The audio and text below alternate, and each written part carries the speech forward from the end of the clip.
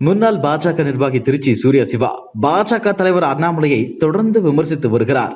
இந்த நிலையில் கிருஷ்ணகிரியில் பள்ளி மாணவிகளுக்கு பாலியல் தொந்தரவு கொடுத்த நாம் தமிழர் கட்சியை சேர்ந்த முன்னாள் நிர்வாகி சிவராமன் தற்கொலை செய்தது, அவருடைய தந்தை விபத்தில் இறந்தது என சர்ச்சையை ஏற்படுத்தியுள்ளது. இதுகுறித்து அண்ணாமலை விசாரணை நடத்த வேண்டும் என வலியுறுத்தியிருந்தார். அண்ணாமலையின் இந்த பதிவுக்கு கண்டனம் தெரிவித்துள்ள சூர்யா சிவா, முகாமில் 8ஆம் வகுப்பு மாணவிகள் 19 பேர் கலந்து கொண்டனர். 13 பெண் குழந்தைகள் கொடுத்த புகார் அடிப்படையில் போக்சோ வழக்கு பதியப்பட்டு பள்ளி நிர்வாகத்தை சேர்ந்த 11 பேர் கைது செய்யப்பட்டுள்ளனர்.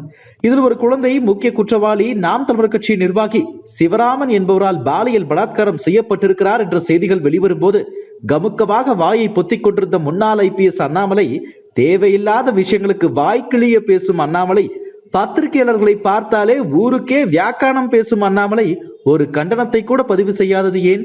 குற்றவாளிகள் தண்டிக்கப்பட வேண்டும் என்று கூறாதது ஏன்?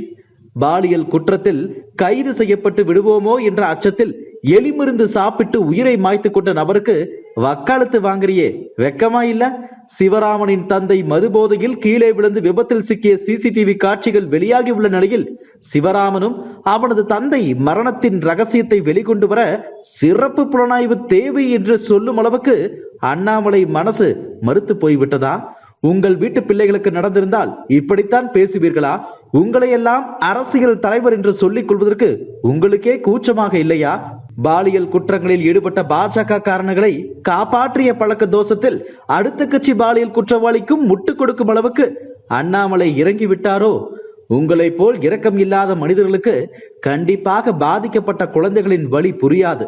தயவு செய்து இனி நான் IPS படித்தவன் என்று கூறி அந்த 3 எழுத்துக்கு உண்டான மரியாதையை கெடுக்காதீர்கள் அண்ணாமலை.